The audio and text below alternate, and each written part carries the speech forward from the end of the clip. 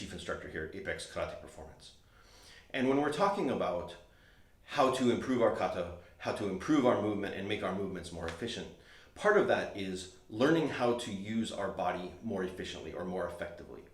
And so this is going to be the first part in a series of videos where I talk about some of my warm-up exercises on how I train my body or how I use my body a little bit differently, a little bit better.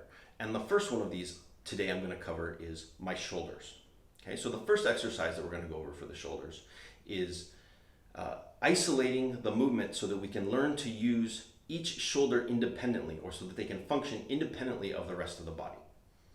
One thing that we will see frequently is when somebody moves one shoulder or one side of the body, the other side moves. So when I push this shoulder forward, the other side rotates forward. But what we want to do is we want to learn to separate these so that we can move them independently. So we're going to go through that exercise right now. All right, so the first thing that we're going to do is we're going to take our opposite hand. We're going to start with our right shoulder. So we're going to take our left hand and we're going to put it in the center of our chest and use this as a guide. As we're going through this exercise, when I'm working the right shoulder, what I want to do is I want to completely isolate the left side of my body so that it doesn't move. So the drill is going to look like this. And here I'm going to move my shoulder from its neutral center neutral position to the front, almost like I'm trying to touch my pectoral muscle into the palm of my hand. But I want to make sure that the left side of my body doesn't move.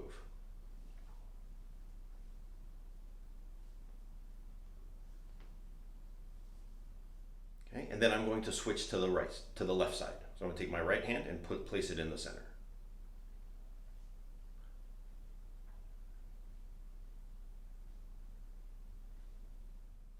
Okay, one thing that I want to do is I want to make sure that I'm trying to get as much forward movement in my shoulder as possible. I want to feel it stretch through my back muscles, and I want to bring it forward. For this exercise, normally I will do 20 or 30 times on each side. Next, we're going to go to the back. So from here, I'm going to do the same thing. I'm going to place my hand in the center of my chest, and then I'm going to go back.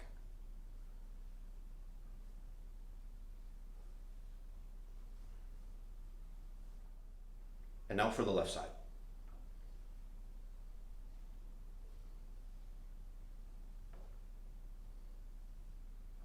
From the back, what we want to focus on is, especially when we're moving to the back, we want to focus on flexing and engaging the muscle between the spine and the shoulder blade. So from the back, it's going to look like this.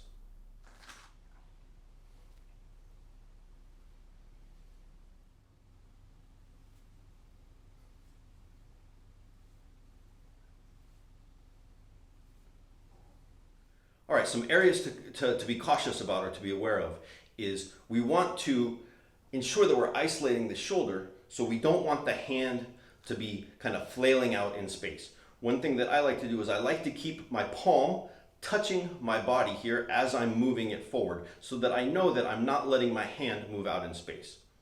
One thing we want to work on is we want to ensure that we're getting the full range of motion when we're moving our shoulder, or that we're trying to improve it if we have a limited range of motion.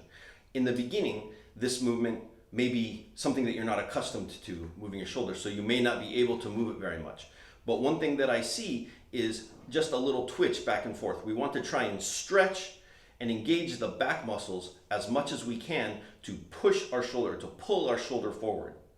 Another point of caution is that we are keeping our shoulder flat and bringing it forward rather than bringing it up in a hump like this, or just raising it and thinking that we're doing it. We want to keep it flat, almost pulling it down a little bit, and then bringing it forward and engaging those back muscles.